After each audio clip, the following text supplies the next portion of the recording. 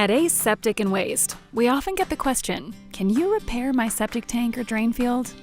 Although that may seem like a straightforward question, how Florida defines septic system repair can be a little confusing if you are unfamiliar. Florida's on-site wastewater treatment and disposal code defines replacing a failed septic system as a repair. That is how it will appear on your permit. That means if your septic tank is cracked or your drain field is compromised, repairing your system requires a full replacement of that failed part.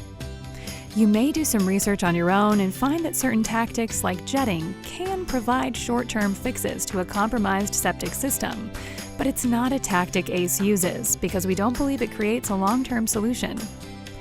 Florida homeowners with a septic system and business owners with a commercial septic system should be aware of this nuance because a failed septic system may impact their home or business. For more information, call the number on your screen to speak with an ACE representative.